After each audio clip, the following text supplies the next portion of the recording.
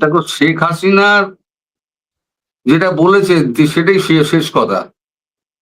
শেখ হাসিনা যদি বলেন, এতগুলো কাগজে যখন বেরিয়েছে শেখ হাসিনার ইন্টারভিউটা, উনি যদি না বলে থাকতেন তাহলে ওনার পক্ষ থেকে রিজয়েন্ট দ্বারস্থ। ওনার অনুমতি ছাড়া ওনার মুখ দিয়ে অন্তত অগ্নি রায়ের মতো ছেলে, আমি অগ্নির বরাবর প্রশংসা করি, কারণ অগ্নিকে আমি বহুদিন ধরে চিনি, আমরা দিল্লিতে একসঙ্গে বহুদিন কাজ করেছি এবং রোজ রাত্রিবেলা আমরা গাঁও বালুচিতে আমরা ডিনার করতাম, ওখানে আড্ডা মারতাম আর ডিনার করতাম 8টা 8:30টার সময়। তো অগ্নি যখন ছেপেছে, তারপর সেটাকে আবার ক্যারি করেছে Washington post, new York Times, আচ্ছা, তারপর তোমার রাশিয়ান ওই টিভিটা কি যে আর টিভি একটা আছে, রাশিয়ান টিভি, তারা করেছে, আমাদের ন্যাশনাল ইন্টারন্যাশনাল চ্যানেল গুলো করেছে। এবং কার কথা মানবো, শেখ হাসিনার কথা মানবো নাকি ওই যারা পালিয়ে গেছিল আওয়ামী লীগের নেতাগুলো, যারা 5 আগস্টের সময় তো শেখ হাসিনাকে ফেলে দিয়ে তার কথা মান, কার কথা মান? সর্বদেশ শেখ হাসিনার কথাটাই মানবো। আপনি আপনার তথ্যটা নিয়ে এসেছেন সরাসরি হচ্ছে ইন্টারন্যাশনাল গণমাধ্যমের যেই রুট অফ সোর্স, সেই রুট অফ সোর্সের মধ্যে থেকে, তাই তো? আচ্ছা, আমি রাশেদ ভাইয়ের কাছে একটু আসতে চাই। রাশেদ ভাই, আজকে কিন্তু বাংলাদেশের গণমাধ্যম কিন্তু ফলাও করে প্রচার করছে শেখ হাসিনা পদত্যাগ করে নাই, পদত্যাগপত্র শেখ হাসিনা ভ্যানিটি ব্যাগে করে নিয়ে গেছে। আসলে এই বিষয়টা কি চলতেছে ব্যাকগ্রাউন্ডে? শেখ হাসিনা ভ্যানিটি ব্যাগে করে পদত্যাগপত্র নিয়ে গেল আর এই সম্পাদক সেটা দেখলো, কাহিনী ঠিক? মহিলা মানুষের ভ্যানিটি ব্যাগ। ধন্যবাদ সাব্বির তোমাকে, এবং ধন্যবাদ দাদা আপনাকে, এবং দর্শক শ্রোতা মণ্ডলী যারা আমাদেরকে দেখছেন। আসলে আমাদের লাইভ প্রোগ্রামটা দাদার চ্যানেল, সাব্বিরের চ্যানেল, আমার চ্যানেল, সব জায়গা থেকেই চলছে। আপনারা সব চ্যানেলগুলো, আমার একটা বিশেষ অনুরোধ আছে, আমি ক্রমশ খেয়াল করছি সাব্বিরের চ্যানেলের ভিউটা বাড়ছে না। আমি আমার দর্শকদের বলবো, রাশেদ ভাইয়ের দর্শকদের বলবো যে সাব্বির ছেলেটা খুব খাটাখাটনি করে, তার চ্যানেলকে আপনারা সাবস্ক্রাইব করুন এবং দেখুন, তার ভিউজটা একটু বাড়ান।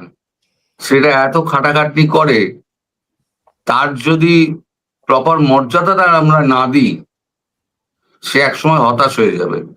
আমরা এই মুহূর্তে কাউকে হতাশ হতে দিতে চাই না। আমরা চাই প্রত্যেকের পাশে দাঁড়িয়ে কাঁধে কাঁধ দিয়ে ধরে একটা জায়গায় সবাইকে পৌঁছানো। আর সবচেয়ে বড় ব্যাপার হচ্ছে যে আপনারা অনেকে, আপনাদের কাছে যে কথাটা, একজনের কাছে যে কথাটা গুজব, আরেকজনের কাছে কিন্তু ওই কথাটাই টিকার করবে। সুতরাং যারা সমর্থন করেন, যারা আমাদের দলের লোকজন, প্রত্যেকে জাস্ট একটা লাইক দেন, মিনিমাম লাইক দেন, কমেন্টস বাংলা ইংলিশ লিখতে না পারলে ABCD আইকা দিয়া জানগা। এটা তো আরো 100 জন লোক দেখে, এটা হচ্ছে টেকনিক। আপনার কাছে ভালো লাগবে না, কিন্তু আরেকজনের কাছে আমার কথা ভালো লাগবে, সাব্বিরের কথা ভালো লাগবে। ওইটাই দরকার আমাদের, ওইটার দরকার। আমি কোনোদিনও কিন্তু, আমরা মূলত একটা, 1 মিনিট, আমি আমার দর্শকের কাছে আজ পর্যন্ত কখনো বলিনি আমার চ্যানেল আপনারা সাবস্ক্রাইব করুন, লাইক দিন, শেয়ার করুন, কখনো বলিনি। কিন্তু আমি কিন্তু এর আগে রাশেদ ভাইয়ের চ্যানেলের কথা বলেছি, আজকে তোমার চ্যানেলের কথা বললাম, আমি তো সামনেই বলছি তো। কিন্তু আমি আমার নিজের কথা বলি না। লোকের পছন্দ হলে করবে, না হলে করবে না। অনেকেই তো গুজববাজ বলে আমার চ্যানেল ছেড়ে বেরিয়ে গেছিল, তাতেও তো প্রায় 1,99,000 আমি পৌঁছে গেলাম। জি জি, আমি রাশেদ হায়দার ভাইয়ের কাছে জানতে চাইছি, হঠাৎ করে পদত্যাগপত্র ইস্যুটা নিয়ে আজকে ব্যাপক প্রচার করা হচ্ছে। পদত্যাগ পত্র শেখ হাসিনা ভ্যানিটি ব্যাগে করে নিয়ে চলে গেছেন, হঠাৎ করে এই সম্পাদক শেখ হাসিনার ভ্যানিটি ব্যাগে কিভাবে নজর দিল? সবচেয়ে মজার বিষয় কি জানো, আমিও এটা দেখছি, দেখার পরও আবার পরবর্তীতে দেখলাম যে 2-3টা পত্রিকা তারা আবার লেখছে যে মতি জানলো কিভাবে, মানে পুরো ইজ্জত শেষ বেচারার। যে হ্যাঁ, এই এরা লেখছে যে মতি কিভাবে জানলো। আসলে তো কথা ঠিক, যে মতি ভাই কিভাবে জানলেন যে শেখ হাসিনার ব্যাগে পদত্যাগ পত্র ছিল। সর্বপ্রথম কথা বলা হয় কি, দেখো আমি যেটা রুলে বলি সেটা হচ্ছে, আমি যদি ইমিগ্রেশনে কাজ করেছি দীর্ঘদিন, দীর্ঘদিন, প্রায় তোমার 10 বছর। সুতরাং ইমিগ্রেশন সেক্টরের যে স্ক্যানিং আছে সব কিছুই আমি জানি। সেখানে কাহিনী হয় কি, আমরা ব্যাগের ভেতরে, মহিলার ব্যাগ হোক আর পুরুষ ব্যাগ হোক, ব্যাগের ভেতরে স্ক্যান করলে স্বর্ণের বোঝা যায়, রূপা বোঝা যায়, মানে এটা কি, এটা ধাতব পদ্ধতি, এটা একটা কালার আসে। কাগজ বোঝা যায়, যদি কোনো কাগজ হয় তাহলে সাদা বোঝা যায়, লেখা বোঝা যায় না। টাকা হইলে এটার সাইজে বোঝা যায় যে এটা টাকা, কিন্তু কোন কারেন্সি তাও বোঝা যায় না। তাইলে এখন যদি শেখ হাসিনার ব্যক্তি স্ক্যান হয়নি, গণভবন থেকে হেলিকপ্টারে নিয়ে গেছে এয়ারপোর্ট থেকে C-130 নিয়ে গেছে ডিরেক্ট দিল্লি, সেখানেও ওনার ব্যাগেজ কোথাও চেক হয়নি। তার মানে উনি সসম্মানে দিল্লির রাষ্ট্রীয় মর্যাদায় আছেন। আমার চেয়ে দাদা ভালো বলতে পারবে, দিল্লিতে সম্ভবত নরেন্দ্র মোদীর পরে যদি কেউ যদি সর্বোচ্চ নিরাপত্তা পায়, সেটা তো শেখ হাসিনার নিরাপত্তা সর্বোচ্চ। নরেন্দ্র মোদী সমান। তাহলে মতি জানলো কিভাবে? মতি কিছুদিন আগেই রাষ্ট্রপতি চলে গেছিলেন যে আপা আসেন আমরা আপনার ব্যাগ গুছাইয়া দিই। আর একটা নর্মাল বিষয় আছে কি জানো, মহিলাদের ব্যাগ, আমি ইমিগ্রেশন চাকরি করতাম, কোনো মহিলার ব্যাগ আমরা টাচ করতে পারতাম না, আর একটা মহিলা আনতই তো, কারণ মহিলার ব্যাগের ভিতরে কি না কি আছে বা উল্টাপাল্টা কি বাইর করবার পরে ইজ্জতের ব্যাপার। আর সবচেয়ে বড় এক ব্যাপার আমার কাছে মনে হইলো যে পুরুষ, আমি নিজে ইজ্জতের মার্ডার, আমার কাছে মনে হয় সে পুরুষ। এখন তার একটা ভ্যানিটি ব্যাগ, যেই মাত্র তার ব্যাগ মহিলাদের ব্যাগের মতো, আমি যে মাত্র নিলাম, নিয়ে 2-3টা জিনিস এমন বাইর করার পরে আমি এখন হয়ে গেছে, ওই লোক চিল্লি, তুমি আমার ব্যাগ ধরলা কেন, আমি তো মহিলা। আরে তোরে বাইর থেকে দেখে তো আমি পুরুষটা মহিলা বুঝতেছি না, মনে হচ্ছে পুরুষ। শেষ পর্যন্ত আমি মহিলা ডাকলাম, ডাইকা চেক করাইলাম, মানে সে হচ্ছে থার্ড জেন্ডার যেটা বলে এরকম আমার সামনে। সেই জায়গায় মহিলার ব্যাগ মতি কিভাবে চেক করলো? আর মতি কিছুদিন পর পর এক একটা বোম ব্লাস্টিং খবর দিবে, যেগুলার 100% কোনো ভিত্তি আছে কিনা আমি জানি না, কারণ রাষ্ট্রপতিরও একটা ইন্টারভিউ বলছে, কিন্তু রাষ্ট্রপতি এখন এসে মাইকে স্বীকার করে নাই, স্বীকার তো করে নাই।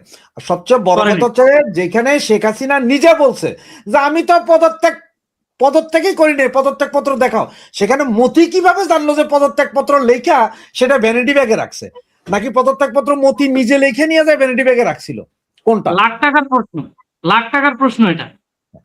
মতি পুরাটা, মতি আর প্রথম আলোর এই দুই সাংবাদিক, এদের সাংবাদিক বলবো না, এদেরকে সাংঘাতিক বলবো, দাদা যদিও গরম হয়ে যাবে এখন, কাকে কাকের মাংস খায় না, দাদাও সাংঘাতিক, এরাও সাংঘাতিক। তাও 3 পৃষ্ঠার পদত্যাগ পত্র, 3 পৃষ্ঠা, সে ওইটাও জানে 3 পৃষ্ঠা। তারে কে বললো যে 3 পৃষ্ঠা? পৃষ্ঠাও 3 পৃষ্ঠা। এখন এমনও হইতে পারে কি জানো, আগামীকাল সে হয়তো ওই যে বাকি পত্রিকা যেগুলো দেখালো যে মতি জানলো কিভাবে, পৃথিবীর কেউ জানলো, আগামীকাল হয়তো সে বলতে পারে যে প্রতি পৃষ্ঠাতে 12 লাইন করে ছিল, 10টা করে এত শব্দের আমাদের কাগজে বলে দেওয়া হয় যে 250 শব্দের মধ্যে লেখো, 500 শব্দের মধ্যে লেখো, 1000 শব্দের মধ্যে লেখো, কত শব্দের মধ্যে লেখা ছিল সেটা উনি বলে দেবেন, সে এগুলোও বলে দিতে পারে। এটা হচ্ছে যে এই মতি যখনই মানে সে ওই হাইলাইট থেকে একটু নিচে নেমা যায়, তখনই এসে একটা কথা বলবে। আর মার্কেট এখন খায় কি, খায় হচ্ছে শেখ হাসিনা আর আওয়ামী লীগ। সুতরাং শেখ হাসিনার সম্বন্ধে কিছু একটা যদি বলা যায়, তাইলে মতির পর আজকে আবার ওই যে কি মাসুদ জানি জামাতের, ওর এটাও কালের কণ্ঠে আসছে কিছুক্ষণ আগে দেখলাম, ও বলতেছে আপনারা শেখ হাসিনারে জিজ্ঞেস করে নিয়েন যে আমি মাসুদকে। ওরে বেটা, তুই মাসুদকে তোরে সিনার দরকার, তোরে জিজ্ঞা, তুই কে? এটা শেখ হাসিনারে জিগাইতো কেন? আমরা তো একটা মাসুদকে চিনতাম, সেটা হলো ওবায়দুল কাদের কাকু বলেছিল মাসুদ ভালো হয়ে যাও। না, এটা জামাতের নেতা, এটাও জামাতের নেতা, সেন্ট্রাল লিডার, কি মাসুদ জানি না, হে বলতেছে পেপারে, আবার এটা কোট করছে শেখ হাসিনা। মানে কথার আগে হোক পরে হোক, তুমি শেখ হাসিনা লেখলেই জানে যে আমাদের মতন কিছু বঙ্গু ইমানদার আছি, তারা এটা প্রচারে ব্যস্ত হয়ে যাব। বুঝা না বুঝা আজকে এই যে প্রথম এই মানব জমিনের মতিরে প্রচার করতেছে, বুঝা নাই পোলা পাই ওইটা আসলে কি লেখছে, মত্যা কি বলছে, মতি কার পারপাস সার করে, এটা না বুঝা আমরাই পোস্ট করতেছি। এই যে আলোচনায় আনছি আজকে মতির সাফল্য এখানে, মতির সাফল্য এখানে। দাদা আমার চেয়ে ভালো বলতে পারবে সাংবাদিকরা কি করে, আমার নিজের চোখে দেখা, এটা তোমারে বলে আমি 90-এর গণ অভ্যুত্থান, চট্টগ্রাম নিউ মার্কেটের সামনে গেলাম, আমরা শত শত পোলাপাইন মিছিল চলে। তা আমার এক ফ্রেন্ড ছিল হাবিবুল হক বিপ্লব, এখন কুয়েতে থাকে। তারে আর আমারে আরো 4-5 জনের পুল এক লোক এসে ডাইকা বলছে, কয় এইখানে ঝামেলা হবে, চলেন একটু পেছন দিয়ে। কোথায় যাইতে যাইতে আমাদের নিয়ে গেলে কোথায় জানো? চট্টগ্রাম রেল স্টেশনের কাছে, ওখানে একটা ট্রাক দাঁড়ায় নিচ্ছে। কয় আপনারা এই ট্রাকের মধ্যে আগুন জ্বালানোর চেষ্টা করেন, আমরা 2টা ছবি নিই। কে কইলে এই কথা? সাংবাদিক সাহেব, যে আগুন জ্বালান আপনারা, আমরা ছবি নিই, এখানে কেউ নাই।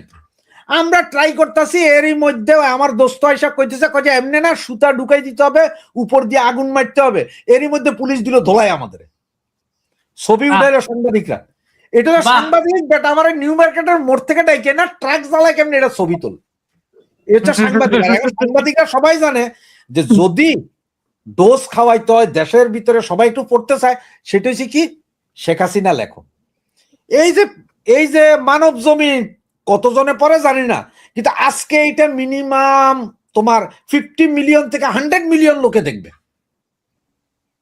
সবাই ঢুকবে। এইটাই তো তার ইনকাম, তার ইনকামটা বাইরে গেল। বুঝতে পেরেছি। কাহিনী। আমি যখন আমি সাংবাদিকতা আপনার কাছে করতাম আবারও না, আসবো রাশেদ ভাই। আমি আমাদের তরুণ দাদার কাছে জানতে চাই, এই যে যখন হচ্ছে শেখ হাসিনা যে দেশে ফিরবেন, এটার পেছনে কি কূটনৈতিক বাস্তবতা কাজ করছে নাকি রাজনৈতিক কোন সাংগঠনিক দিক নির্দেশনা রয়েছে?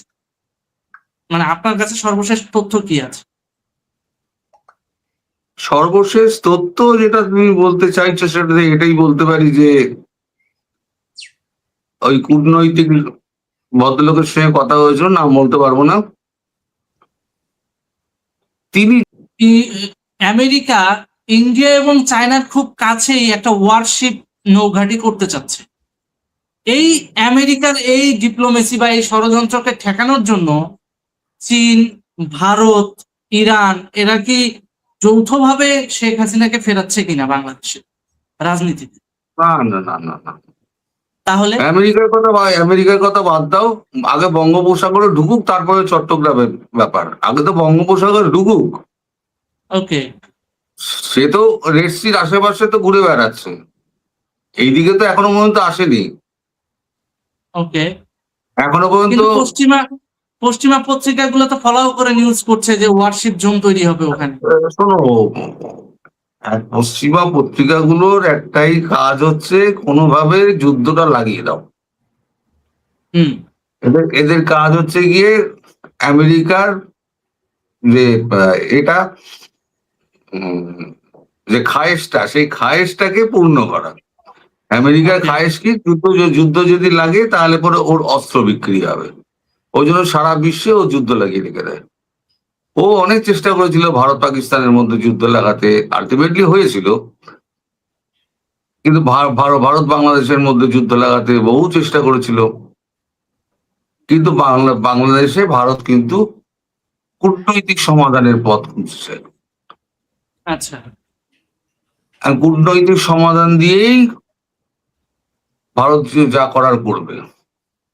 এই যে এখন অনেকে শেখ হাসিনা নিউজ করলে, আমি আগে যেমন 60,000, 80,000, 1 লাখ লোকে দেখতো, এখন দেখে না।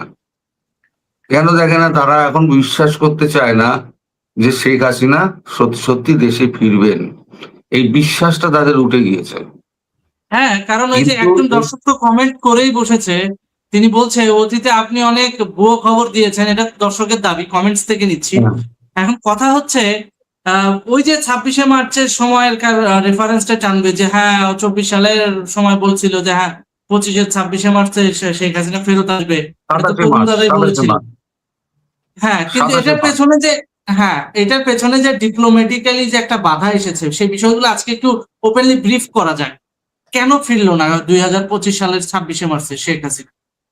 2024 সালের 26শে মার্চ ওনার ফেরার কথা ছিল, তৈরি ঠিকই হয়ে গেছিল।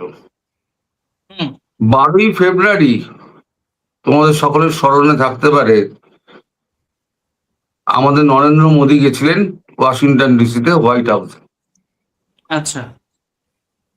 বিশ্ব ক্যামেরার সামনে ডোনাল্ড ট্রাম্প একটাই কথা বলেছিলেন, বাংলাদেশ নিয়ে যখন প্রশ্ন হয়েছিল, যে বাংলাদেশের ব্যাপারটা আমি নরেন্দ্র মোদীর হাতে ছেড়ে দিলাম। হুম ওনারা এই জিনিসটাকে শত বছর ধরে ওরা দেখছেন। হুম ওদের মতো নরেন্দ্র মোদীর মতো কেউ সমাধান করতে পারবে না।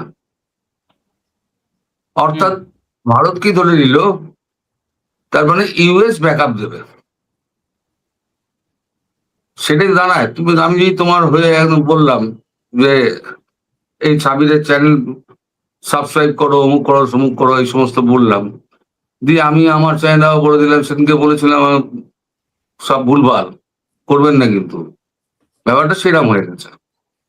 তো হয়েছে কি, তারপরে যথারীতি কতগুলো গন্ডগোল হলো। একদম প্রথম হলো ট্যারিফ, হুম তারপরে তার আগে হলো কি, বাংলাদেশে তোমার এই ভলগার তুর্ককে দিয়ে জাতিসংঘের একটা ভুলভাল রিপোর্ট একটা পাঠালো। আচ্ছা হ্যাঁ 1400 বাড়া গিয়েছে হাসিনার আমলে। কিন্তু তোমাদের যে সমস্ত গেজেট নোটিফিকেশন যা বেরিয়েছে, সেখানে তো 876-এর বেশি তো নেই।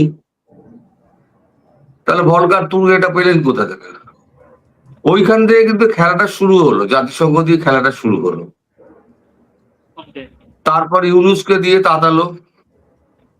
ইউনুস এসে পুরো ভারতবর্ষের বিরুদ্ধে বলতে লেগে গেল। মাটিতে নেমে, ঢাকার মাটিতে নেমেই তার প্রথম বক্তব্য ছিল, 7 সিস্টার আমরা খেয়ে নেবো। হুম 7 সিস্টার, 7 সিস্টার, হ্যাঁ এই হ্যাঁ, বিষয়টা 7 নিয়ে সিস্টার কথা হয়েছে। অস্থির হয়, তাহলে বাংলাদেশও তো স্থির থাকবে না। বাংলাদেশও 7 সিস্টারকে অস্থির করে দেবে। ভারতে কিন্তু প্রথম চুলটা খাড়া হয়েছিল তখন। ততক্ষণে কিন্তু মার্চ মাস পেরিয়ে গেছেন। হ্যাঁ তখন আমি বলে দিয়েছি 27 মার্চ। কূটনীতি, রাষ্ট্রনীতি, বৈদেশিক নীতি প্রতি মুহূর্তে চেঞ্জ হয়। হ্যাঁ এই যে আমি বললাম না, এতদিন ধরে একটা ব্যস্ততম মানুষ ভারতবর্ষের জয়শঙ্কর, তিনি সাইপ্রাসে পড়ে রয়েছেন কি জন্য? আজকে রাত্রে উনি ওয়াশিংটন ডিসির দিকে রওনা হবেন, কারণ 2 তারিখে নির্বাচনটা আছে। মধ্যবর্তী ইলেকশন। তাহলে মধ্যবর্তী না, মধ্যবর্তী ইলেকশন না, এই যে রাষ্ট্রসংঘের মহাসচিবের যে ইলেকশনটা আছে, হুম যেখানে দুটো দেশ তোমার করছে, মানে পার্টিসিপেট করছে। এক হচ্ছে বাংলাদেশ, এক হচ্ছে সাইপ্রাস। ভারতবর্ষ সাইপ্রাসকে সমর্থন করে। আর সাইপ্রাসে বসে কি গুটি খেলছেন উনি, সেটা তো উনিই জানবেন। আর কালকে আমি বলবো, যা বলার বলবো। তো এই যে প্রতিনিয়ত এই যে ইকুয়েশন চেঞ্জ হচ্ছে। তারপরে ধরো ট্যারিফ হলো, ট্যারিফের পর ইউক্রেন নিয়ে পড়ে গেল। তারপর ভারতের ওপরে স্যাংশন চাপালো 100%। ভারত বললো ঠিক আছে, রাশিয়া থেকে আমি তেল কিনবো, পারলে তুই আমায় আটকা, 500% করে দে, আমার কি যাবে আর। এই যে ভারত কি করলো, ভারত এতে ট্রেড ডিলে ভারত সই করলো না। আজকেও ভারত, আমেরিকার প্রতিনিধি দল আজকেও ভারতে এসে বসে আছে যে তাদের ট্রেড ডিল তৈরি করবে। কিন্তু আমি দুপুরের ভিডিওতে বলে দিয়েছি, ট্রেড ডিল হবে না। যদি হতো, তাহলে 9 থেকে 19, এই এতদিন ধরে ডোনাল্ড ট্রাম্প, উনি নরেন্দ্র মোদীকে ফোন করে যাচ্ছেন, নরেন্দ্র মোদী ফোন বাজেও না, কেউ হ্যালোও বলে না। তাহলে আমি প্রশ্ন করি, তাহলে কি নরেন্দ্র মোদী ডোনাল্ড ট্রাম্পের ফোন নাম্বারটা কি ব্লক করে দিয়েছেন? বুঝতে পেরেছি। সে এমন কোন শক্তি আছে যারা আমেরিকান প্রেসিডেন্টের ফোন নাম্বার ব্লক করতে পারেন? বুঝতে পেরেছি। তারপরে তার মানে আমাদের মার্কো রুবিও যখন এসেছিলেন বাংলাদেশে কথা বলতে, হ্যাঁ তখন পরিষ্কার তাকে বলে দেওয়া হয়েছিল, বাংলাদেশ সম্পর্কে যা করার ভারতবর্ষ করবে, ইউএস কে এই ব্যাপারে অত চিন্তা করতে হবে না। অর্থাৎ তুমি ভাগো, সোজা কথায় ভাগো।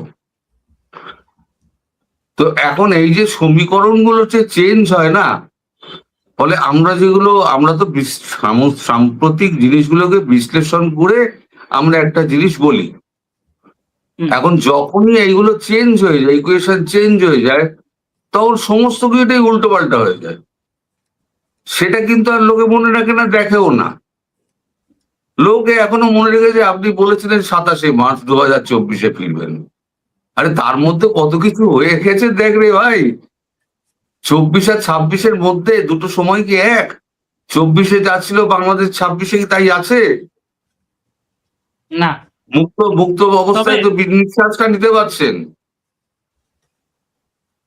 তবে দাদা সেটা তো অস্বীকার একটা করতে বিষয়, পারবেন না। না সেটা আমি সুযোগ নেই। প্রথম তবে আমি, দিন 5ই আগস্টের আগে থেকে করছি। প্রথম দিন আমি বলেছিলাম শেখ হাসিনা প্রধানমন্ত্রী হিসেবে ফিরবেন। আমি গত কয়েকদিন ধরেও বলে যাচ্ছি, আজকেও বলছি এবং আগামী কয়েকদিন ধরেও বলবো, উনি শেখ হাসিনা বাংলাদেশে ফিরবেন, প্রধানমন্ত্রী হয়েই ফিরবেন। আমি কিন্তু আমার হ্যাঁ, জায়গা থেকে এক চুল নড়িনি। আমি আপনার কথাটার অনেকটা মিল পাচ্ছি শুভেন্দু অধিকারের ওই বক্তব্যটা দিয়ে, যে শাহজালাল ইন্টারন্যাশনাল এয়ারপোর্টে জননেত্রী শেখ হাসিনা প্রধানমন্ত্রী হিসেবেই মাঠে মানে নামবেন এবং তাকে রিসিভ করবে বাংলার সাধারণ জনতা। এখন আপনিও সেটা ধারাবাহিকতায় দীর্ঘদিন ধরে আমাদেরকে অনুপ্রেরণা দিয়ে যাচ্ছেন, কিন্তু কথা হচ্ছে কিছু কিছু মানুষ এটাতে বিভ্রান্ত অনুপ্রেরণা, হচ্ছে, কারণ তারা, বাস্তব। হ্যাঁ, কারণ তারা বুঝতেছে না যে কোথাকার জ্যাক কোথায় কোথায় লাগতেছে। আর ডিপ্লোমেসিটা তো একদিনে এক্সিকিউট হয় না, day by day day by day day by day. যেমন এখনো পর্যন্ত আমরা জানি 2 মাসের মধ্যে আপনার দেওয়া তথ্য অনুযায়ী যে দেশে ফিরবেন শেখ হাসিনা। এখন ধরেন কালকে একটা নতুন জিও পলিটিক্যাল পরিস্থিতি তৈরি হয়ে গেল, আরো 10 দিন দেরি হল বা আরো 2 মাস দেরি হল, হতে পারে। হতে পারে। বর্তমান পরিস্থিতিটাই বলেছি 2 মাস। মানে যদি সাইপ্রাস যেতে তাহলে, যদি যদি যদি সব এই যে জিনিসগুলো সব ঠিকঠাক থাকে, যদি জাতিসংঘের ব্যাপারটা ঠিকঠাক থাকে, যদি ইন্টারন্যাশনাল কোর্ট অফ জাস্টিসের ব্যাপারটা ঠিকঠাক থাকে, যদি আমেরিকাকে দাবিয়ে রাখতে পারে, হুম, তাহলে পরে এই জিনিসটা হতে পারে। আর দেখা গেল আমেরিকা ওখান থেকে দুম করে একটা অন্য কিছু খেলে দিল। হুম, তখন আবার সেটাকে ট্যাকেল দিতে গেলে আরেক একটা না, চীন পরিস্থিতি তৈরি। তাইওয়ান অ্যাটাক করে দিল। তুমি ধরো কিভাবে পাল্টে যাবে, ধরো চীন তাইওয়ান অ্যাটাক করে দিল।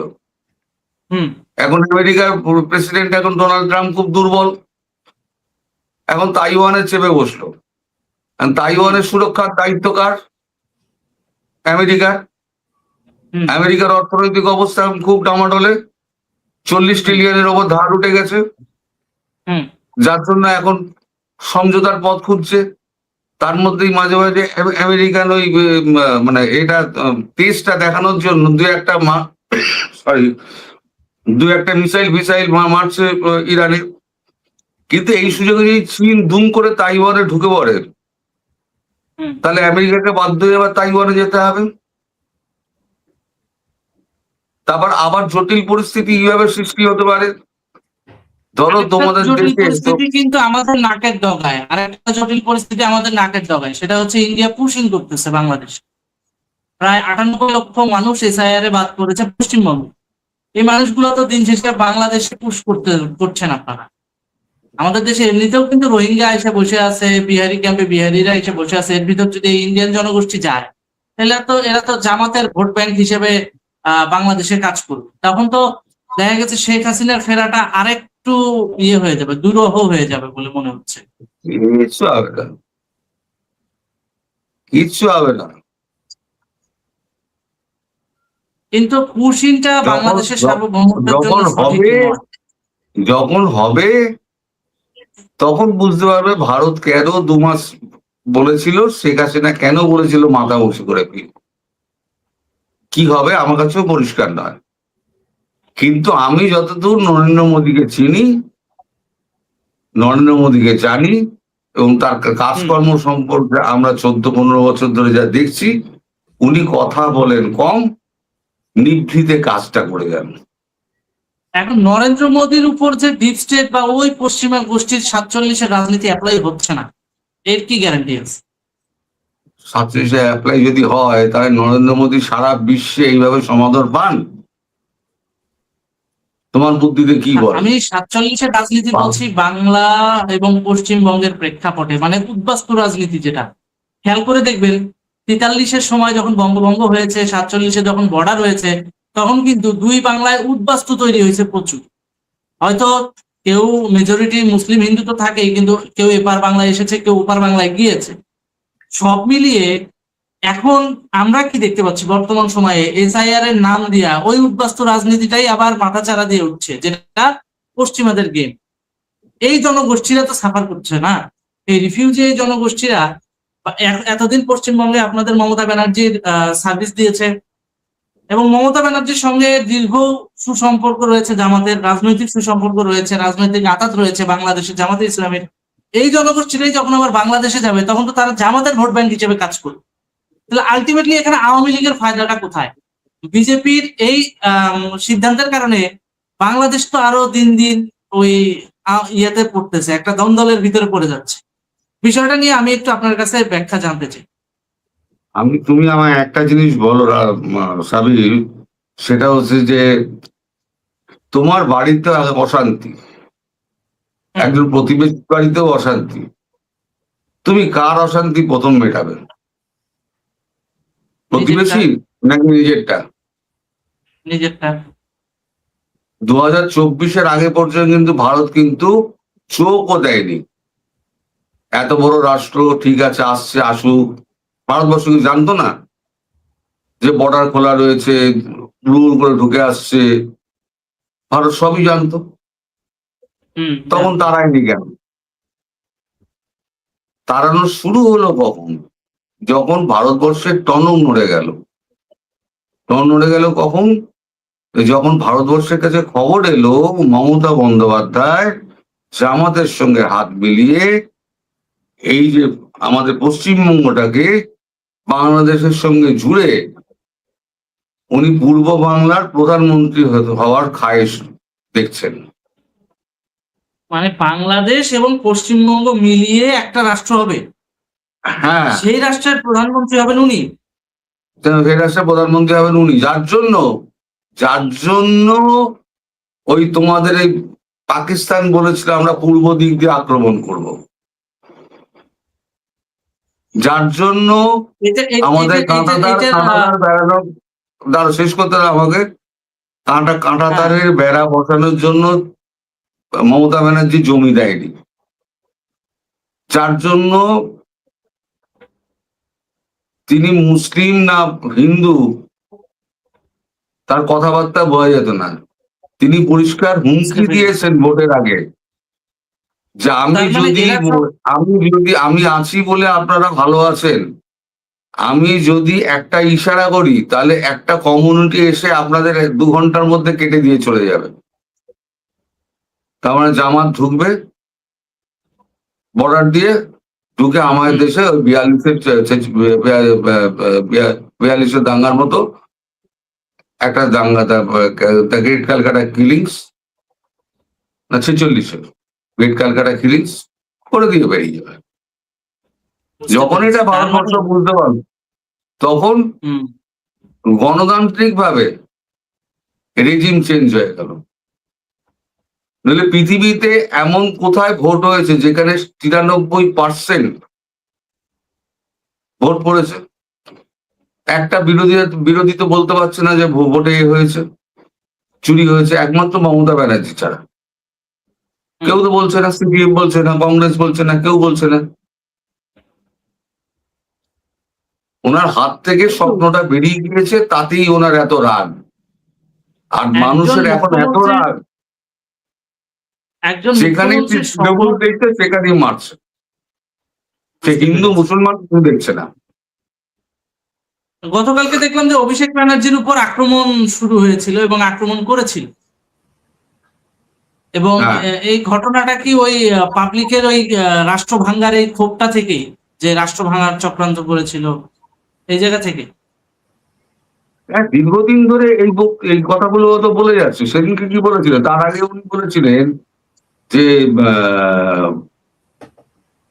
4 তারিখে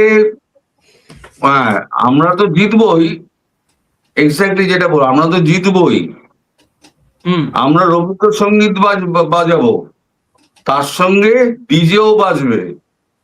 আমি অনুরোধ করব অমিত শাহ ওই 4 তারিখে দুপুর 2টার সময় যেন পশ্চিমবঙ্গে উপস্থিত থাকেন। তার মানে কি, আচ্ছা। ডিজে বাজানো হয় মানে পিঠে পিঠে ডিজে বাজানো হবে, অমিত শাহর পিঠে ডিজে ও, বাজানো হবে। মানে গানের ডিজে না, মারা মবের ডিজে। গানের ডিজে না, মায়ের ডিজে। ও, তা এখন সেটা মব। ডিজেটা এখন হয়ে গেছে ডিম, ডিম আর জুতো ডিজে হয়ে গেছে। ওকে ডিমও মেরেছে, জুতোও মেরেছে। আচ্ছা, কল্যাণ মার আচ্ছা, খেয়েছে। আমি এই বিষয়টা নিয়ে একইভাবে রাশেদ ভাইয়ের কাছে জানতে চাচ্ছি যে ভাই, এই যে পুশিং গুলো হচ্ছে দীর্ঘদিন, তারা মানে 98 লক্ষ এই যে ভারতীয়দেরকে আইডেন্টিফাই করেছে, তাদেরকে পুশব্যাক করবে বাংলাদেশে, এবং তাদেরকে বলা হচ্ছে তারা বাংলাদেশের নাগরিক এবং তাদের বাংলাদেশি আইডেন্টিফিকেশনও আছে, এরকমও দাবি করা হচ্ছে।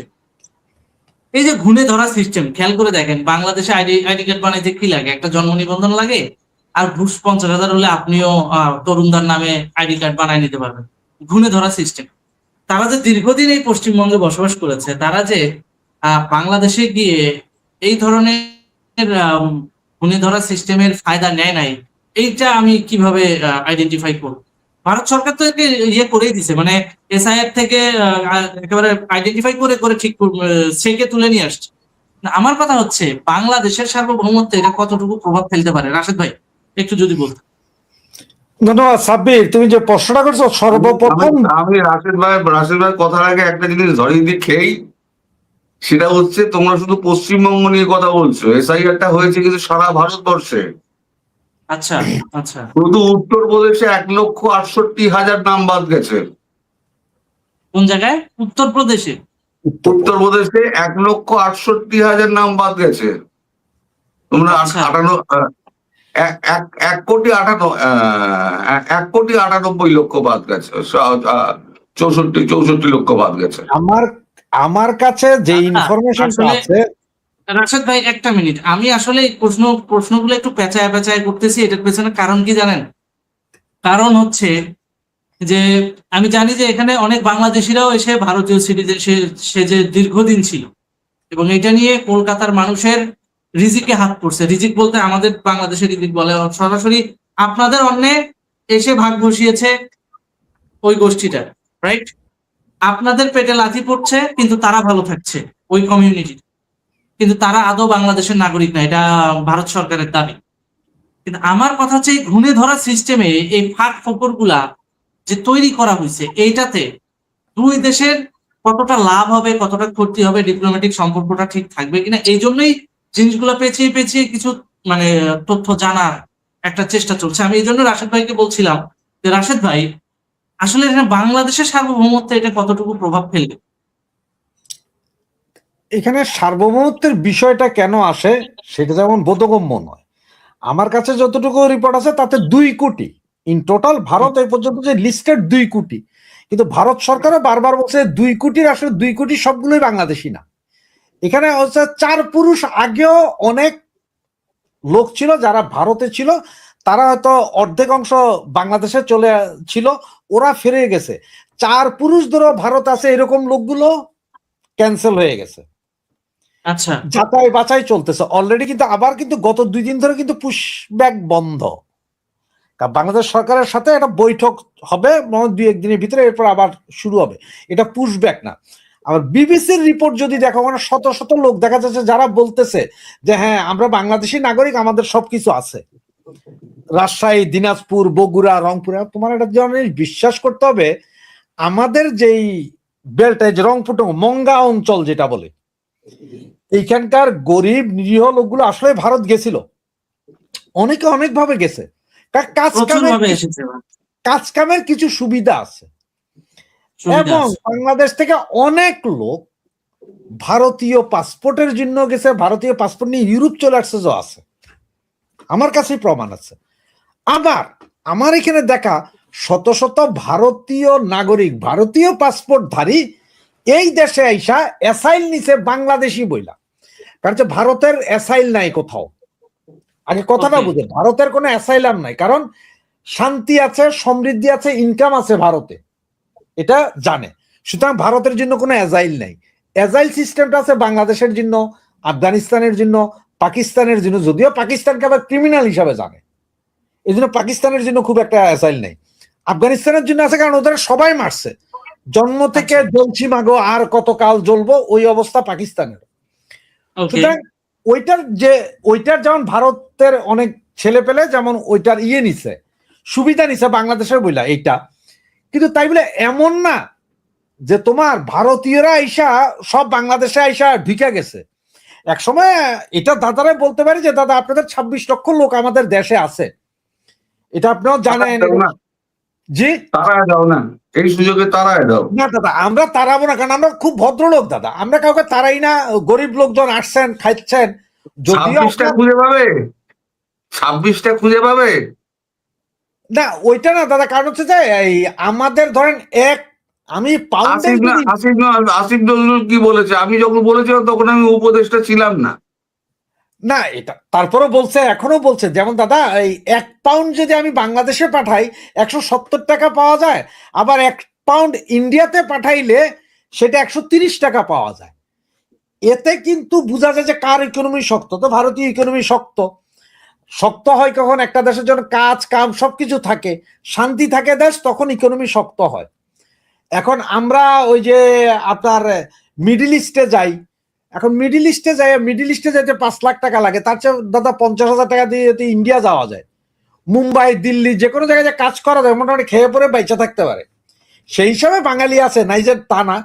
আমার মনে হয় কম করে 40-50 লাখ বাঙালি আছে, যেটা আমরা বলি এখন শুনছি 2 কোটি না, সব বাঙালি না, হয়তো এর ভিতরে আরো বেরিয়ে আসবে।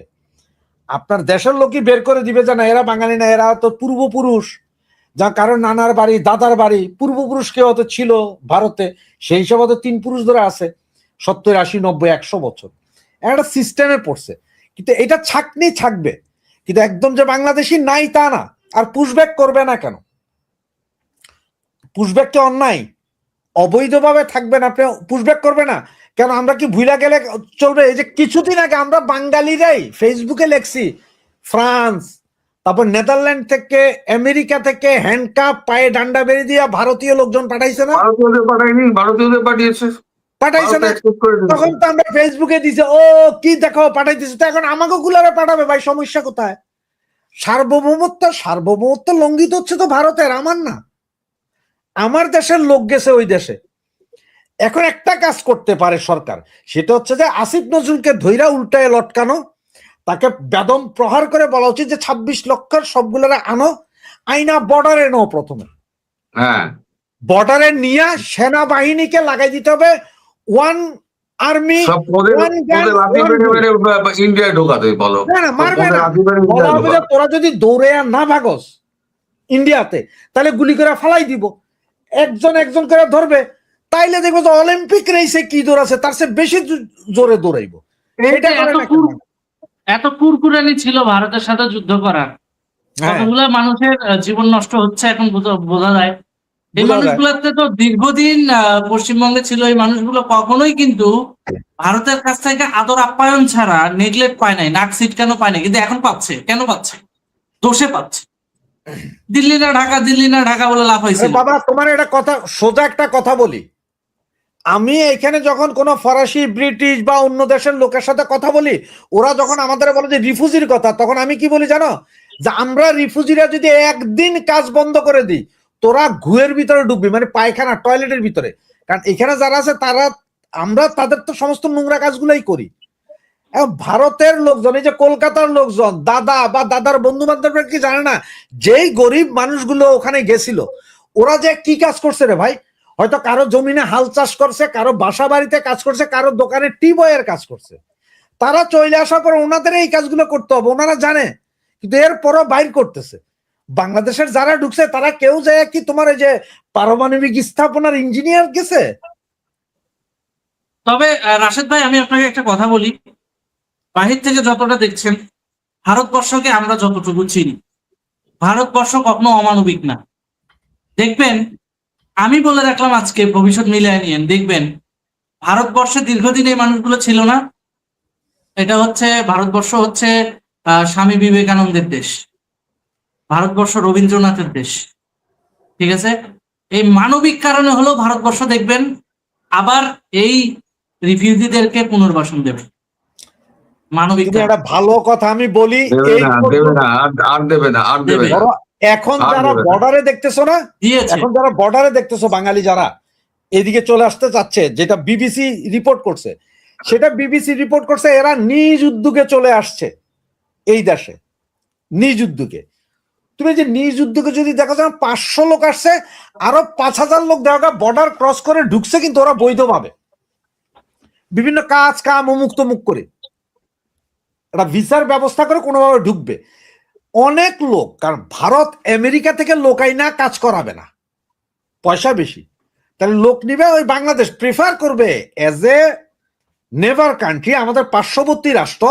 ওরা কিন্তু ভারত যত কথায় দাদা যত চিল্লাবে চিল্লাক, দাদা কিন্তু 2জন পাকিস্তানি আনবে না, দাদা 2জন বাংলাদেশি নিয়ে যাবে, পাকিস্তানি আনবে না। লিগাল হয়েছে, লিগাল লিগাল হয়েছে। ওইটাই legal হয়েছে। আমি তো ওটাই বলছি। তুমি ওয়ার্ক পারমিট নিয়ে এসো, ভারত রাইজিং স্টার, এখন ইকোনমিকের রাইজিং। কিন্তু তুমি আমার দেশে বসে, আমার দেশে ভোট দেওয়ার অধিকার তোমায় আমি দিলাম, আমার সরকার নির্বাচন তুমি করছো অবৈধভাবে ঢুকে, আমার লোকের লক্ষ্মীর ভান্ডার দিচ্ছ, আবার আমার দেশে বয়স্ক গাজওয়াল ভাতা, হিন্ট করার বয়স্ক চেষ্টা ভাতা করছো। নিচ্ছ, যুব ভাতা নিচ্ছ, কন্যাশ্রী নিচ্ছ, আবার সরকারি চাকরি, এই যে আমাদের এখানে রাস্তাঘাট পরিষ্কার করে না যে সমস্ত, সেই কর্পোরেশনের চাকরি করে, তারপর সিভিক ভলেন্টিয়ারের চাকরি করে। দাদা এক সেকেন্ড, দুইটা ইনফরমেশন দিই আজকে। দাদা কিছুক্ষণ আগে জিও পলিটিক্স এর কথা বলছে, যেটা আমাদের ছেলেপেলারা লেখে দাদা গুজব ছড়ান, আসে না ওই না সেই না, দাদার কথা মিলে না। কিন্তু আমার কথা হচ্ছে দাদা এখন পর্যন্ত ক্ষতি করে নাই তো, দাদা তো এখনো কাউরে বলে না যে কালকে শেখ হাসিনা যাচ্ছে তোমরা সব এয়ারপোর্টে যাও, যাইয়া কেউ দাদার কথায় ধরা খাইছো, খাও নাই। এবং এখানে একটা কথা আছে যে love and war everything is fair, ভালোবাসা এবং যুদ্ধের সবকিছুই ফেয়ার। সুতরাং এখন আমরা আছি যুদ্ধ অবস্থায়, আওয়ামী লীগ যারা করে যুদ্ধ অবস্থায়। সুতরাং আমাদের এখানে গুজবও যেমন ফেয়ার, রিয়েল কাহিনীও ফেয়ার, সবকিছুই ফেয়ার। কারণ আমরা তাদেরকে ধমকিও দিতে হবে, ভালোবাসাও দিতে হবে, আতঙ্কও রাখতে হবে, না হলে যুদ্ধে জিতা যাবে। এখানে আরেকটা বিষয় আছে, আমরা একটু দাঁড়াও, একটু দাঁড়াও। জিও পলিটিক্স যে চেঞ্জ হয় দেখো, এতদিন পুরা ন্যাটো যেটা ছিল, ন্যাটো ছিল যে আমেরিকার পারমাণবিক ছাতার তলায়। হঠাৎ করে কি হইলো, আমেরিকা তো ছেড়ে দিচ্ছে ন্যাটো। গত 3 দিন আগে ফ্রান্সের সাথে আবার নরওয়ের চুক্তি হয়ে গেছে, যে এবার ফ্রান্সের পারমাণবিক ছাতার নিচে আসবে কে, নরওয়ে। এখন নরওয়ে একমাত্র কান্ট্রি না, অলরেডি এর আগে 8টা কান্ট্রি আছে ফ্রান্সের পারমাণবিক ছাতার নিচে। তার মানে ব্রিটেনও কিন্তু আছে ফ্রান্সের পারমাণবিক ছাতার নিচে, কিন্তু ব্রিটেন নিজেও পারমাণবিক বোমার অধিকারী, ফ্রান্স পারমাণবিক বোমার অধিকারী। তো ছাতার নিচে বলতে গেলে কথা হচ্ছে যে আমার এক দেশে আক্রমণ হলে অন্য দেশ সরাসরি ইন্টারভিন করবে, মানে এক দেশের আক্রমণ আরেক দেশের আক্রমণ, নেটোর 5 চুক্তির যে 5 আছে। আবার এখন দেখো ফ্রান্সের প্রেসিডেন্টের সাথে সবচেয়ে ভালো সম্পর্ক করতেছে কে, নরেন্দ্র মোদী। উনি কেন করতেছে, নরেন্দ্র মোদী শেয়ানা মাল, ও জানে যে ফ্রান্সের প্রেসিডেন্টের সাথে আমার সম্পর্ক ভালো, মানে পুরো ইউরোপ কন্ট্রোল করতে পারবো। গার্মেন্টস সেক্টরে যেই মাল আমেরিকায় যায় তার দ্বিগুণ মাল ইউরোপের 38 দেশে যায়। Garments sector already Bangladesh boycott শুরু হয়ে গেছে ইউরোপে। আমি গত কয়েকদিন আগে আরেকটা জায়গায় বলছিলাম যে প্রাইমার্কে গেলে আগে মেড ইন বাংলাদেশ পাওয়া যেত, এখন মেড ইন ইন্ডিয়া আসে। তাহলে এই যে ইন্ডিয়াতে যেই শ্রমিকের দরকার হবে, ইন্ডিয়া কাছে প্রচুর লোক আছে, কিন্তু আরো সস্তায় শ্রমিক বাঙালিরাই, যে আমরা যারা বলতেছি যে অবৈধ ঢুকছিল বা ছিল, এরাই এখন বৈধ পথে দরকারে ভিসা নিয়ে যায় গার্মেন্টস সেক্টরে কাজ করাবে ভারত, এদের লাগাবে গার্মেন্টসে। কারণ ইন্ডিয়ার লোকজন সারা ওয়ার্ল্ডে টেলিকমিউনিকেশনে বিখ্যাত। আমরা বিভিন্ন ব্যাংকে ফোন দেয়, ইন্স্যুরেন্সে ফোন দেয়, ফোন করলে কিন্তু ধরে কিন্তু ইন্ডিয়াতে ভারতীয়রা। আমাদের বিভিন্ন অপারেটর ফোন দেয়, ইলেকট্রিসিটি থেকে সবকিছু সব ভারতীয় পোলাপাইন, ওরা ওই সেক্টরে অভিজ্ঞ, ওরা কাজ করবে আরো ভালো, নিচের লেভেলের কাজগুলো করবো আমরা। এই জন্য আমরা আবার ভিসা নিয়েই ঢুকবো। দাদার কথাটা ঠিক যে ভিসা নিয়ে আসতে পারবে, এটাই ঠিক যে ভারত আমাদের ফালাই দিবে না, ভারত আমাদের ভিসা দিবে কাজ করার জন্য, কিন্তু পাইকাদারে দিবে না। আফগানিস্তানের সাথে ভারত দরকারে পারমাণবিক বোমা 3টা দিয়ে দিবে, আফগানিরা ঢুকতে দিবে না ভারত। ব্যাপার আছে না কিছু। আফগানি আছে, থাকে আফগান প্রচুর আছে আমাদের কাছে। না থাকে স্বর্ণ, বুঝছেন, কিছু কিছু ব্যাপার তো আছে যে বাঙালিদের উপর ওই বিশ্বাসটুকু আছে যে আমরা যতই করি ওই পাকিস্তান হব না, পাকিস্তান হবে না, এটা বাঙালিদের উপর কিছুটা বিশ্বাস আছে, যার কারণে আজও আমরা আছি, আমাদের মারে না, ধরে না বা পিটায় না। এখন এই জিনিসগুলো, এই যে জিও পলিটিক্সে যেটা দাদা বলছিল যে জিও পলিটিক্স প্রতিদিন ঘুরে, কে জানতো যে নরওয়ে যাবে গা এখন ফ্রান্সের পারমাণবিক ছাতার নিচে, আবার ভারত যায় বন্ধুত্ব করবে ইয়ের সাথে, ম্যাক্রোর সাথে, কে জানতো? প্রতিদিন ঘুরতেছে খেলা। এখন চায়নারে ঠেকাইতে হলে আমেরিকার, ভারতের ছাড়া তো উপায় নেই, যার কারণে মিটিং এ বসা বলে যে নরেন্দ্র মোদী মাই ফ্রেন্ড, মোদী যা চায় আমি সব দিব। কারণ ট্রাম্প হচ্ছে যে TACO, always Trump, always chicken out, টা T A C O, TACO. Trump সব সময় চিকেন আউট করে, মানে সে সকালে কি বলে, দুপুরে, দুপুরে কি বলে, রাতে ওর কিছুই নেই, ও নিজেই জানে না যে ও কি বলে। জানো যে ট্রাম্প নামের একটা গরু জবাই দিবে, সেইটার জন্য বাংলাদেশ সরকার পাগল হইয়া হেরে নিয়ে গেছে, এরপর আবার ওই গরু চিড়িয়াখানায় রাখছে। এখন আবার বিদেশি সাংবাদিকরা বলতেছে শেষ পর্যন্ত ট্রাম্পের যান বাঁচলো চিড়িয়াখানায় গিয়ে, এখন কাজে চিড়িয়াখানায় রাখাও যাবে না। তো এটা নিয়ে কি করবে? একমাত্র এই গরু নিয়ে ট্রাম্পে দিয়ে আসতে পারে সরকার। আর ভারতের সাথে গুতাগুতি করতে থাকেন আপনারা, দেখা যাক কতদিন হয়। আর যে দাদাও একটা কথা বলছে সবসময়, একটা কথা বলছে এই শুভেন্দ্র অধিকারী, যে শেখ হাসিনা প্রধানমন্ত্রী হিসেবে ফিরবেন। এটা নজির যে আছে এটা জানেন আপনারা কেউ? যদি কেউ না যাই না থাকেন তাইলে আজকে আমার থেকে শুনে রাখেন। এটার নজির আপনাদেরই পেয়ারে ভাই, পেয়ারে পাকিস্তানে আছে, এটা আপনাদের খুব পেয়ারে ভাই সাথে নেওয়াজ শরীফ ক্ষমতা হারানোর পরে মামলা মোকদ্দমা খায়া দুবাই পালাইছিল নেওয়াজ ভাই, সরি তাও উনি পালাইছিল, শেখ হাসিনা পালায় নাই, উনি বিমানে করে পালাইছে, শেখ হাসিনাকে সসম্মানে বিমান দিয়ে আর সেনাবাহিনীর বিমান দিয়ে ভারতে রেখে আসছে। দুবাইতে যা অবস্থা খারাপ, মনে হয় বছরখানিক পরে যখন উনি আবার ফেরত আসলেন তখন লন্ডন থেকে যখন ফেরত আসলেন নরেন্দ্র মোদী, সেই দিন পুরো হাইকোর্ট, জজ কোর্ট, সুপ্রিম কোর্ট সব বিমানবন্দরে গিয়েছিলেন, সমস্ত মামলা থেকে খারিজ করেছিলেন আপনাদের পিয়ারে পাকিস্তানে। সেই ঘটনা শেখ হাসিনার ক্ষেত্রেও ঘটবে। ওই বিমানই আর এবারও আবার যাবে, সে C-110 যাবে না, কারণ C-110 তো পরিবহন, C-130 আজকে বলে দিচ্ছি তো আমি, এবার যাবে বাংলাদেশ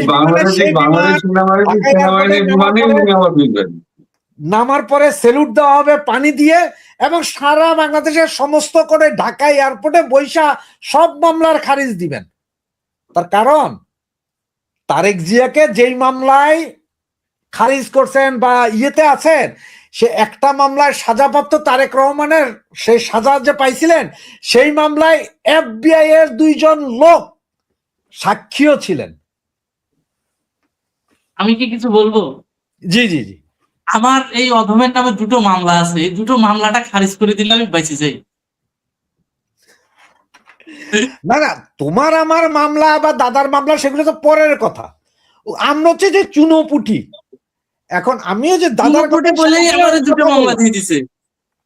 এমনও ছাত্রলীগ, যুবলীগ আছে যারা 10টা 12টা করে মামলা খাইছে, অথচ কিছুই করেনি, জাস্ট মুক্তিযুদ্ধের আদর্শটাকে সম্মান করে। এটার কারণে আমারও 2টো মামলা চলছে, এখনো 2টো মামলা চলছে, 2টো মামলা আমারও চলছে এখনো, বাকি 3টে জিতে গেছে। এখন বলো তো, ওইটা ঠিক আছে, দাদার কথাও ঠিক, শুভেন্দ্র অধিকারী শেখ হাসিনা প্রধানমন্ত্রী হিসেবে ফিরে আসবেন। এখন কথা হচ্ছে আপনারা তো প্রশ্ন করতে পারেন ভাই উনি কি রানিং না সাবেক, ওইটা হচ্ছে যে টুইস্টের বিষয়, রানিং হবেন না সাবেক হবেন সেটা টুইস্টের বিষয়। কিন্তু ইতিহাস আছে, আমাদের এশিয়ার ভিতরে ইতিহাস আছে, আপনাদের আব্বাজান সেই পাকিস্তানের ইতিহাস একটু গুগল করেও সার্চ দিয়ে নিয়ে নিতে পারেন। একটা কমেন্ট নেই, দাদার কাছে প্রশ্ন, প্রধানমন্ত্রীর আপাতত আসার দরকার নেই কারণ 7.2 দিয়ে মারবে। আচ্ছা, বিষয়টি একজন দর্শক মন্তব্য করেছেন, আপনি এই বিষয়টিকে কিভাবে দেখছেন? নিরাপত্তার ব্যাপারটা কিভাবে দেখা হবে, দেখভাল করা হবে? 7.2 দিয়ে কে মারবে? 7.2 দিয়ে মারার লোক তখন থাকবে? যেদিনকে আওয়ামী লীগ নেত্রী শেখ হাসিনা ঘোষণা দেবেন, হুম উনি সরকারিভাবে ঘোষণা দিয়ে উনি যাবেন, হুম সেদিনকে তো অন্তত 5 কোটি থেকে 6 কোটি লোক তো শুধু ঢাকা শহর আর বিমানবন্দর ভরে যাবে। তা 7.2 আর 6.3 কি 303 বুলেট কে কাকে মারবে? যে মারবে কারণ তাকে খুঁজে পাওয়া যাবে না তো। আমরা অতীতে দেখেছি ওই বেনজির ভুট্টোকে যেভাবে টার্গেট করা হয়েছিল, নেত্রীর ক্ষেত্রে সেই নিরাপত্তা ঝুঁকি কতটা? শোনো, সেক্ষেত্রে তোমাদের আওয়ামী লীগের যে সমস্ত কর্মীবৃন্দ তোমরা রয়েছে, হুম দায়িত্ব কিছু তোমাদেরও থাকবে, নেত্রীকে রক্ষা করার বুঝতে দায়িত্ব। সবই যদি ভারতবর্ষ নিয়ে নেয় দায়িত্ব, তাহলে তোমরা কি দায়িত্ব পালন করলে ভাই? তার মানে আমাদের ভেতরে থাকা নেত্রীকে শুধু গাদ্দারদেরকেও ভুলে আস্তে বোঝা আস্তে দেওয়ার জন্য? আইসোলেটেড করতে হবে। আমাদের ভেতরে থাকা গাদ্দারদেরকেও আইসোলেটেড করতে হবে, আইডেন্টিফাই করতে হবে। এতদিন করনি কেন? এতদিন সময় পেয়েছো, করনি কেন? না, ওই যে তোমাদের কিছু ঘরের কিছু মধ্যে লোক কমেন্ট শত্রু। করে, দাদা আমি বলি, কিছু কিছু লোক কমেন্ট করে, কি ভাই নিজেরা নিজেরা এরাই তো তোমরা। শত্রু, এরাই তো শত্রু, গুপ্ত তোমরা যাকে বলো, হুম এরাই তো গুপ্ত। চেষ্টা নিজেরা করলে এরাই নিজেরা ঝগড়া করবে। করার দরকার নাই, কাদা ছোড়াছুড়ি করেন না।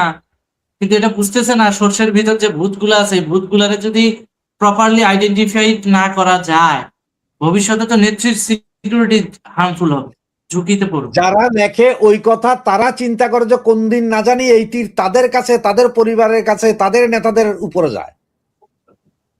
একটা কথা আমি বলে রেখে দিই, আজকে অনুষ্ঠান প্রায় শেষের দিকে এসে গেছে, আমি একটা কথা বলে রেখে দিই। হুম যদি ভারতবর্ষের সৈন্য যায়, হুম আগামী 2-3 বছরের মধ্যে ফিরবে না। আচ্ছা, মানে পুরোপুরি বাংলাদেশকে স্বাধীন করে দিয়ে তারপর ফিরবে?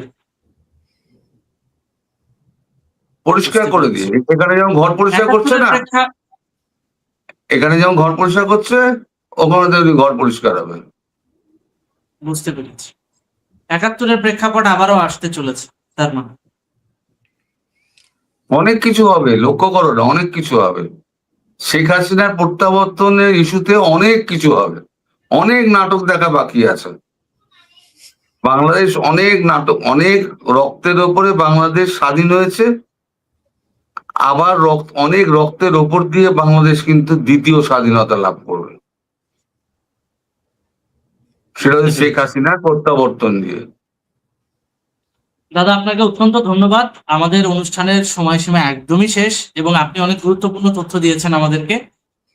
বাংলাদেশে শেখ হাসিনার প্রত্যাবর্তন নিয়ে দলীয় এবং কূটনৈতিক এবং আন্তর্জাতিক বিষয়গুলো নিয়ে খোলাসাভাবে কথা বলাই ছিল আমাদের আজকের অনুষ্ঠানের মূল উদ্দেশ্য।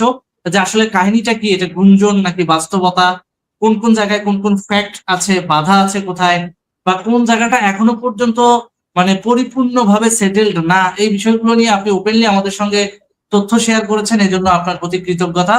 একই সাথে রাশেদ হায়দার ভাই, আপনাকেও ধন্যবাদ আমাদের সঙ্গে অনুষ্ঠানে যুক্ত হওয়ার জন্য। আজকের অনুষ্ঠানটা আমরা এখানেই শেষ করছি। ধন্যবাদ আপনাদের শুধু দুজনকে। যাওয়ার আগে, শেষ করার আগে একটা কথা আমি বলবো, জি যে কালকে আমি একটা গুরুত্বপূর্ণ প্রশ্ন তুলবো, যে প্রশ্নের উত্তর তোমাদের প্রত্যেককে খুঁজতে হবে, ওকে, প্রত্যেককে খুঁজতে হবে যে প্রশ্নটার উত্তর, যে প্রশ্নটা আমি কালকে করব। তার মানে এটার পেছনে কূটনৈতিক ডকুমেন্টেড, একটা ডকুমেন্টেড একটা প্রশ্ন করব। কাল যদি ভারতবর্ষ যদি বলে ওই বাংলাদেশ আমার, হুম, তোমার আটকাবার সাধ্য নেই। কিন্তু সে সুযোগ মনে হয় বাংলার সাধারণ জনগণ দেবে না ভারত। আর দিল কি না দিল পরের কথা। আমি কারণ বলছি বাংলাদেশ